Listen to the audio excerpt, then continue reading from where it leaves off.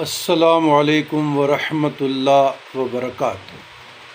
اللہم صلی علی سیدنا محمد وعلی آل سیدنا محمد وبارک وسلم۔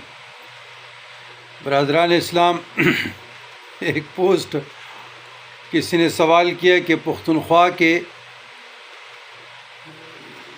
یہ علاقہ کوٹ ہنگو طرف ایک بہت بڑے عالم دین اور پیر طریقت بھی ہے، تو وہ مجلس محفل میں تقریر فرماتے ہوئے کہ اس لیے پختونخوا کے لوگوں پہ ناگہانی آفات عذاب آئے کہ یہ علماء کے بیعت بھی کرتے ہیں، مسخرے کرتے ہیں، تو وغیرہ وغیرہ۔ سوال والے نے کہا کہ آغا جی آپ اس پہ روشنی ڈالیں، بینوا و توجہ۔ عزیزان گرامی، قدرتی آفات کا تعلق یقیناً ہمارے اعمال سے ہے، لیکن اللہ کا اپنا نظام بھی ہے۔ پہلے اس موضوع کے سوال کا جواب دینا ضروری سمجھتا ہوں۔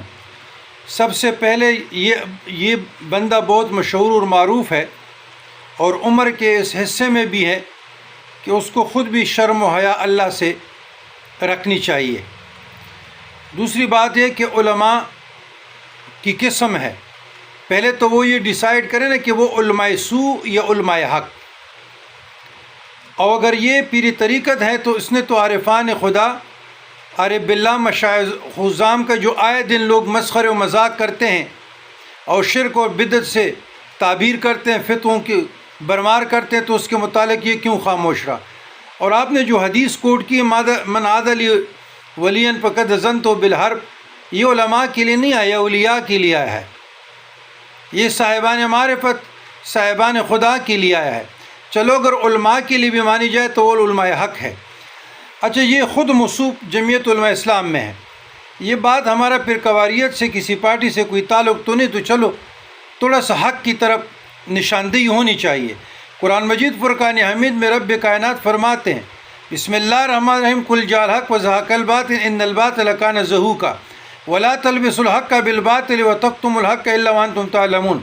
جب رژیم چینج ہو رہا تھا اور امریکہ کی ان کے بڑے جو قائد ہیں، امریکہ ایمبیسی میں سفیر کے ساتھ، اور جو بائیڈن کو بہترین سیاستدان اس نے مانا اپنے انٹرویو میں، اور ان کے گوڑوں میں بیٹھ گئے اللہ کو چھوڑ کر، تو اس وقت اس پیری طریقت اور اس شیخ الحدیث کو شرک اور بدعت یاد نہیں آئی؟ 24 کروڑ عوام